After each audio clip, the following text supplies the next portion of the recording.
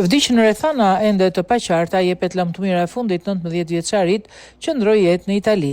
Mes dhimbjes dhe lodhve, familjar dhe miq të afërm dhe shok i dhanë lamtumirën e fundit Flavio Saraci, 19 vjeçarit shqiptar që humbi jetën në banesën e tij në Itali ende në rrethana të paqarta. Ceremonia martore u zhvillua në Itali në provincën e Pistoias, pasi prej vitesh bashkë me familjen ata jetonin në Masoti, zona e Serravalle Pistoiese.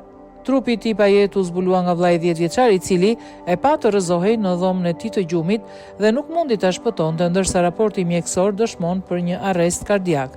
Flavio Saraci, student në Institutin Pacini, dhe me sa duket nuk kishte probleme shëndetësore.